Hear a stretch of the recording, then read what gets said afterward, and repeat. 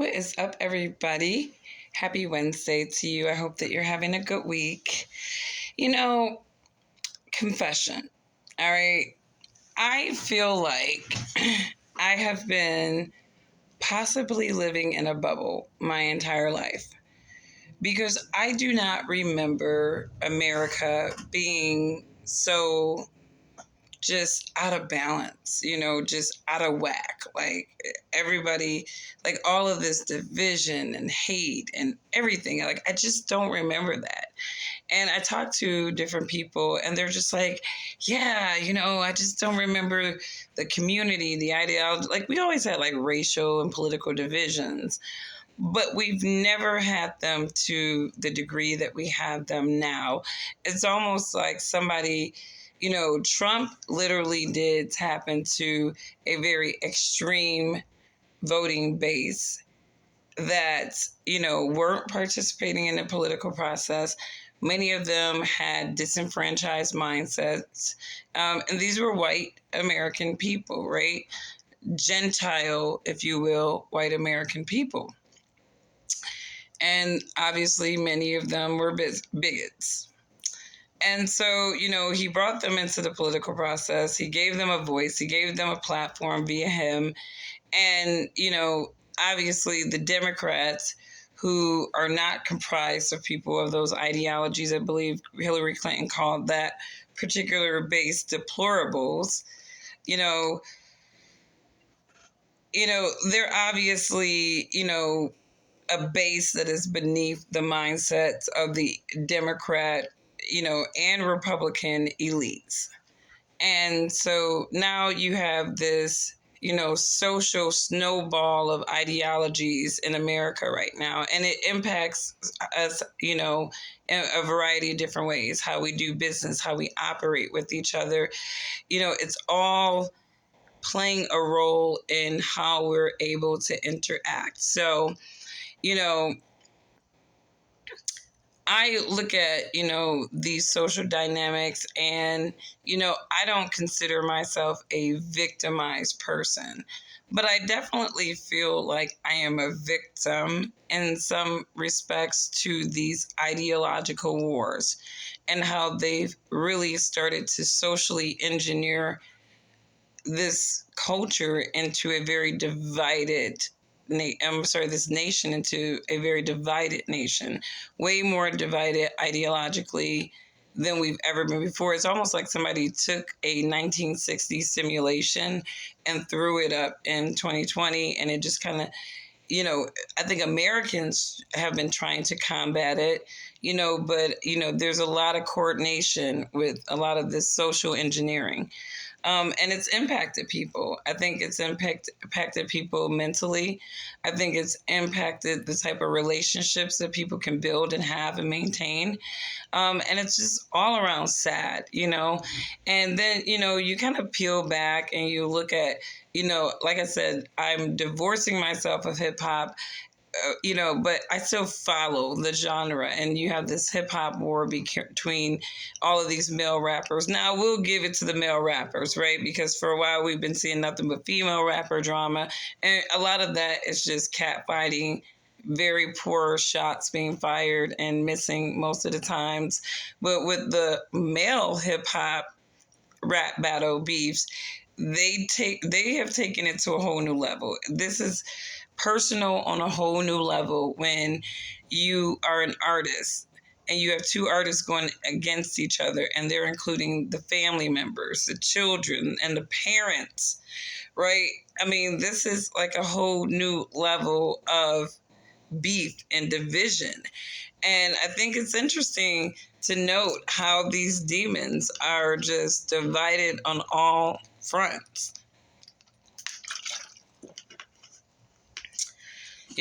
Kendrick Lamar obviously ethered Drake, and I think it was a long time coming. I've said it for a while. Drake isn't a bad artist, and there are definitely Drake songs that I rock with. I like them. But they were more Drake songs on the, rapping pop rapper kind of guy. I never liked Drake as the gangster thug Drake, because I never felt like that was organic to his experiences. Therefore, I didn't feel like he really was in a position to talk like that. And when he started being like that, it just seems like to me, Drake serve more of a purpose as an agenda. There, like I said, there is an invested interest in making Black people look ignorant, making us look unhinged, and Drake plays into that agenda by playing into the Black side that he really was not like that exposed. He say he was, but from what we see, Drake was raised by his single Jewish mother, right? And that is an advantage for Drake, right? That's an advantage for Doja Cat, because and I saw a video clip of a guy, telling young Drake early in his career, man, it's going to be big for you now that you have a Jewish mom. This is major, and it was major for Drake, and he played into that. Like, he understood where his advantages was, and it was playing this Black card while at the same time being true to his organic culture, which was on the Jewish side. And that's the dilemma that these biracial kids have, when you're talking about cultural appropriation and somebody acting Black. It's like, how can a biracial person act with their half of, right? But I think the bigger argument, and I said this on Twitter, is that when you are raised by a one culture, right, you are appropriated to the culture that you're raised. Back in the day, they said 1% Black blood and you're Black. Well, like, in that case, we're all Black, okay, because a lot of us have more than 1% of Black blood in us. So that's just to say that biracial people, they actually do have the luxury of playing both cultures, but a lot of times they're more appropriated to the culture in which they were raised. So if they were raised by the white culture, whatever that means to them, that's pretty much how they are, right? That's how they exist. But if they're raised by the Black culture, and they were taught to be immersed in Black culture, then they're going to absorb those ideas about themselves. But regardless, right, Drake has kind of played this chameleon role with his racial identities, and I think a lot of people have been able to see that. And they've also been able to see the advantage that Drake has being able to be in a position to play those roles.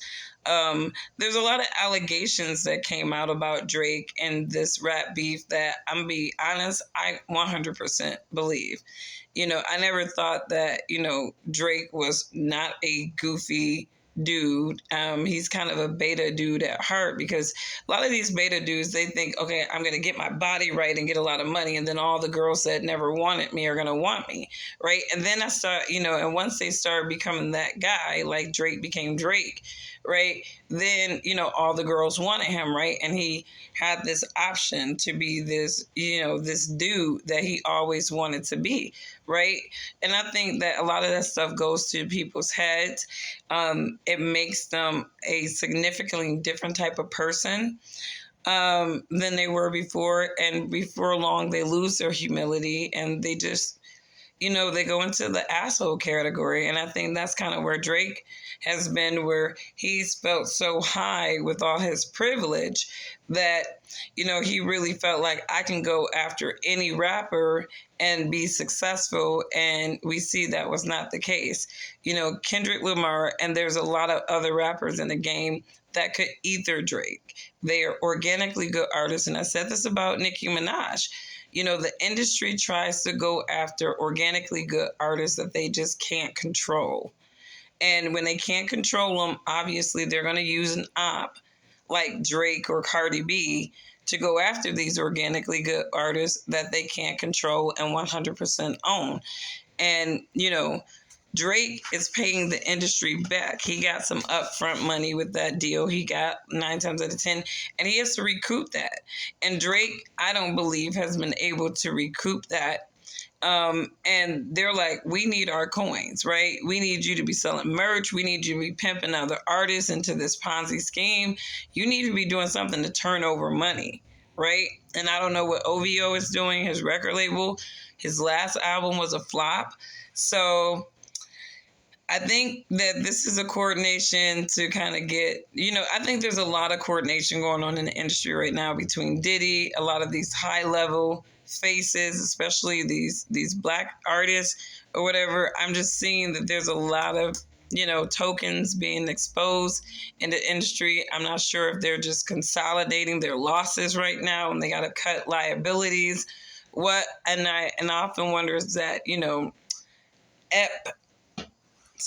Epstein guy is going. If something about Epstein is going to come back, I just feel like Epstein is not over because Weinstein is not over. It's a lot of people that are singing like canaries on a lot of stuff, and Kendrick definitely revealed a lot about some of these things. Like with Diddy, we saw the Ponzi scheme of freak nicks and freak offs. I'm sorry. To manipulate these new artists. And I wouldn't be surprised if, younger artists weren't dealing with that with these more senior artists where they are grooming them, showing them how to play ball to be successful. And a lot of these people, like, they made me do it. No, they didn't make you do it. You wanted to do it because you had millions of dollars in front of your face. And that's what happens when you sell your soul. So Drake sold his soul, and part of that selling your soul is you got to recoup the industry, and if you don't, they're going to take you out. You're going to get shamed. And right now, Drake is getting shamed. Metro Boomin got a whole beat, and you got all of these people from all over the world jumping on this beat, talking about this man's BBL surgery. So the demons are interesting. They battling. The demons are at war. They are at war. They are just busy. Like I said, Israel's finishing a job in Gaza. They're doing that. I don't support that, but it is what it is. Like, nobody is stopping that, and they're not going to stop it. So, anyways, I am going to talk about the second beast. I'm going to do a podcast, probably Friday. I'll do it really quickly, talking about why I believe that America and Israel are the two nations, the two horns that make up the second beast in Daniel's prophecy, specifically Daniel chapter 8, verses 3, and Revelation 13, 11 through 18 is what we're going to be considering. You guys let me know what you think. Because I don't think the clergy is really identifying who these beasts are, who these players are in these prophecies, and people can get confused. Have a good day.